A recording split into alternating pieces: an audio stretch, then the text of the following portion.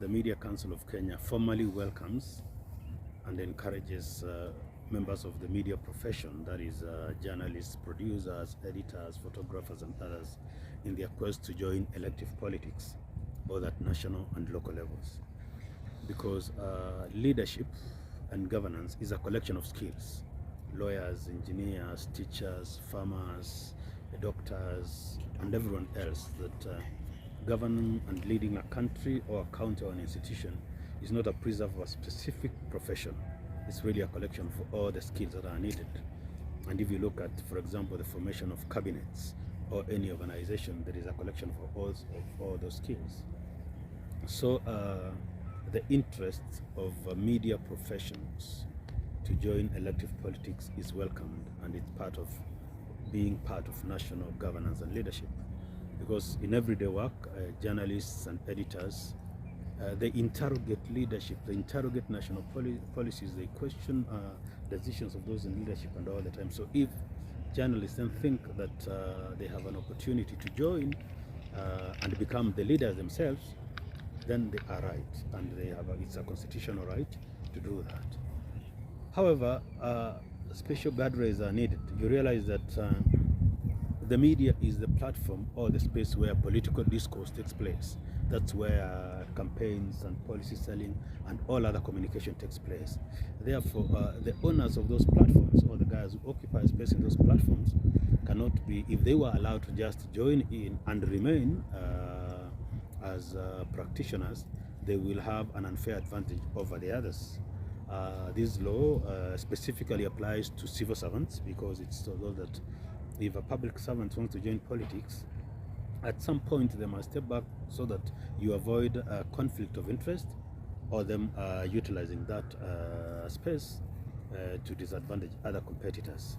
And so we realize that being the owners of that space and to protect the integrity of the media, specifically fairness, objectivity and balance, we have to issue special guidelines that allows those journalists to exercise their political right, to stand for political position without disadvantaging others. So we are going to organize really a public participation and a validation, so that we get the editorial leadership to go through guidelines that we have issued. Those who remember is that in the year 2022 we issued guidelines for election reporting, but this time they are expanded so that it's election reporting and media professionals participating in politics. This allows 3 levels: how they should conduct themselves, timelines within which they must leave the newsroom. You know, for civil servants, it's within 6 months you must resign from the position, so timelines within which they must leave the newsroom, and additionally timelines within which they must stop producing certain public-facing programs. If you are a broadcaster, for example, and you do a governance program and all that, we must have very early at that timeline when you leave the screen or leave the mic. You can spend some time behind the studios and all that, and a certain threshold where you must leave the newsroom completely, so that then you operate on a neutral playing ground. So in addition to encourage that, and we realize that you may benefit from the skills in the media and communications and all that, we encourage those media professionals who want to jump into this field of participating in national leadership to register with us, so that we can assist you in your planning and communications and all that, so that we get as many of you as possible taking the skill that you have displayed in the newsroom into national leadership.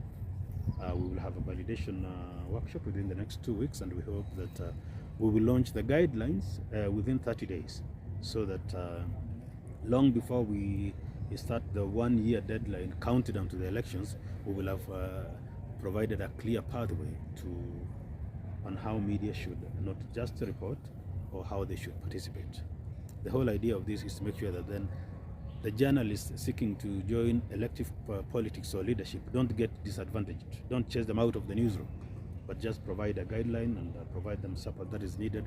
But make sure that this is done in such a way that you protect the integrity of the profession, and make sure that then the media does not disadvantage others who are in the same field. I do not want to speculate.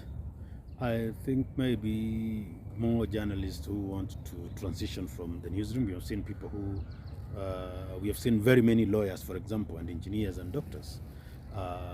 Maybe it's realizing that maybe you have a better opportunity or another opportunity to shape national policy, leadership, and all that through national leadership without just staying behind the mic. So it's like you are supplementing that which was done. But I think more and more is that, you know, we have had, even in previous elections, we have had people, journalists joining in.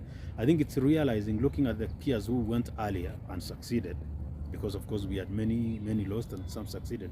Those who went into national leadership contest and succeeded, I think have acted like, I would say, an inspiration to others who feared. So I would say primarily is the feeling that that is another platform to shape national leadership and governance. And number two is seeing the peers who dared to dream and succeeded. That's just a prediction. It's not scientific and all that, but I think those would be the factors that would have encouraged many to do that. And maybe wengine wanaona kama muda wao, their time in the newsroom is coming to an end, and they think, what next for me? Then they think they can go and do that. Yes. Yale mtu ambao tunasikia akisemwa katika vikao vya wanahabari na watangazaji na waandishi mbalimbali wakisema kwamba wanatarajia ama wanatamania kuingia katika siasa ili wakaweza kuchaguliwa. Kwa hivyo naona kweli kwamba idadi hii ni kubwa zaidi, na pengine wanasema tu pengine hawataweza kuenda, maana tuna hakika, maana muda huo haujafika tukawaona. Kwa hivyo ninaona kwamba pengine wale ambao wafanyikazi wa vyombo vya habari wameona kwamba pengine watapata nafasi zaidi kuweza kuingia katika mambo ya uongozi na mijadala ya kitaifa, na pengine wanaona kwamba muda wao kuondoka katika vyombo vya habari umekaribia, kwamba kwa hivyo wajitayarisha kwamba unapotoka mahali pamoja ukaenda kupata kazi mahali pengine. Na zaidi pengine wamekuwa katika shughuli za kazi. Unajua wanahabari huwa wanatangamana sana na wanasiasa hawa ama viongozi, wakaona kama pengine wanasiasa na viongozi wanaishi maisha ambayo ni mazuri, haya katamani pengine hata yeye anaweza kufanya hivyo. Kwa hivyo kwa sasa hatujui Yesu, lakini ni kweli kwamba tumesikia wengi wanataja, hatujawaona wakiwania. Kwa hivyo sasa jukumu letu ni kwamba tunatoa muongozo ule, ili wale ambao wanataraji kwenda kuwania viti hivi wajue kwamba kuna muongozo fulani, ili wale wengine ambao pia wanawania viti vile vile wasije wakalalamika kwamba wanahabari wametumia vyombo vya habari ili katika mashindano haya, na sisi ambao tunakaa kama tumeongezwa. Kwa hivyo tunataka kwamba wanahabari ama wafanyikazi wa vyombo vya habari ndio, na ni furaha zaidi kwamba wakaweza kujitoza kwenye vinyang'anyiro vya uchaguzi katika viti mbalimbali, lakini ni kwamba kwa sababu vyombo vya habari vinatumika kwa wale ambao ni wanahabari na wale ambao sio wanahabari. Kwa hivyo inabidi kwamba wale ambao ni wanahabari ama wamiliki wa vyombo vya habari waweze kusonga ama kufuata maadili fulani, ili wale ambao hawana ile nafasi waweze pia kutumia vyombo vya habari kueneza sera zao na kufanya kampeni bila upendeleo wowote. Ni kweli kwamba tumeona kuna tatizo hilo, na tayari tumetuma barua zile ambao ni kama kuwapa maonyo ama kuwakumbusha kuhusu maadili zaidi ya vituo 4 kwa sasa, na huwa kwamba tunafuatilia kazi yao.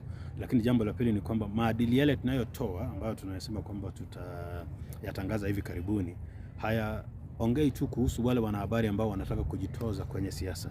Pia anaongea kuhusu jinsi vyombo vya habari na wanahabari wanatarajiwa kufanya kazi yao, ili wasije wakaegemea upande mmoja, wasije wakafanya uchochezi, wasiwe na matusi hivyo pia. Kwa hivyo tumeona tatizo hilo, ndio maana tumejipanga. Kwa hivyo cha muhimu ni kwamba maadili haya tunayotoa si kwa wale wagombeaji tu, hata wale ambao wanabaki kazini kwenye vyombo vya habari, jinsi ya kufanya kazi yao. Kwa maana wakati wote wa kisiasa huwa kwamba kuna joto la kisiasa, matusi kidogo kidogo, na inabidi kwamba wanahabari wawe waangalifu wasije wakajiingiza katika zile joto za kisiasa na mambo ambayo hayastahili.